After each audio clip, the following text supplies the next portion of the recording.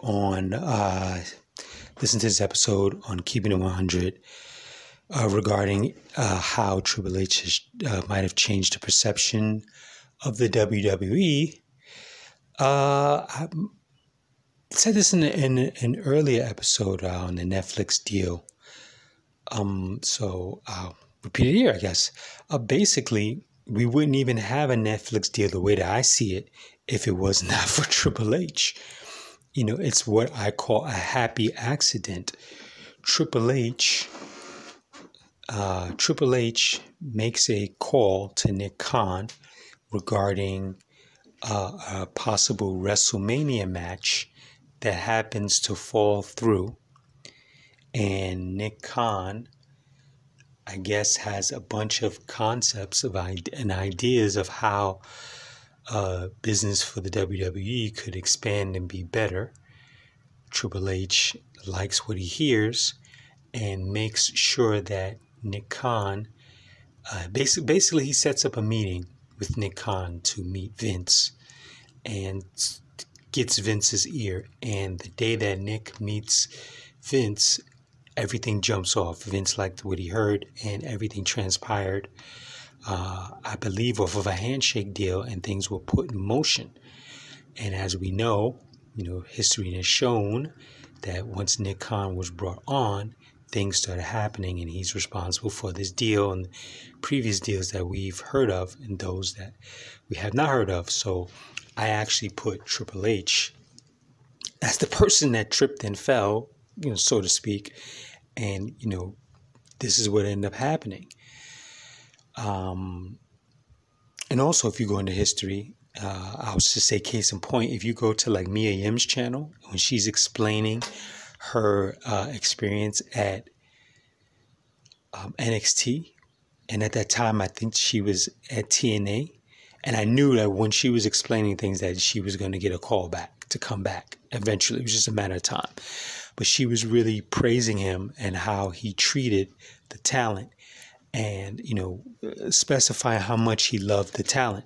And when you see a lot of things from, if you watch a lot of their content, especially the black and gold era of NXT, and you might see some things now that he's sitting in the production side, of Gorilla, you see him doing a lot of hugs and things, with the talent, showing more appreciation that more appreciation than I've ever seen Vince give. And I do recall, I can't not recall who the author is. Someone wrote a book on Vince, and back then they had asked Shane, what was the one thing that you learned from your father that, and Shane was like really young. And Shane admitted that his father told him, never let the talent know how much you appreciate them. And what do you see Triple H doing? The opposite. So I just wanted to share that. I'm sure there's probably other things that people may be aware of. If so, leave in the comments. If not, that's it. I'm out. Okay, this is an add-on, a follow-up. I was going to put this up a few days ago, but I decided to hold off because of the whole Rock and Cody thing. And I'm actually glad that I did hold off because of what just transpired last night, or based on the date that I put this on, which is at the WrestleMania press conference in Las Vegas.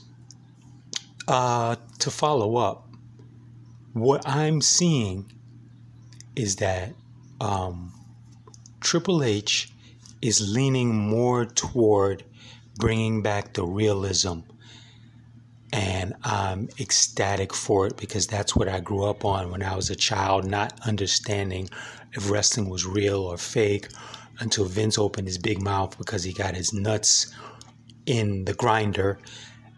And when I thought about that earlier, I said, it's funny how he'll drop dime on that, but when he's doing shady stuff, he won't drop dime on himself, for the shady ish that he's doing. But that's another subject. Anyhow, What's leading me to feel that more and more, a few days ago, I was watching Chris Van Vliet's interview with Matt Riddle, and Matt Riddle goes on to explain the feud with him and Seth Rollins and why it had that realistic vibe to it and how they planned it and put it all together.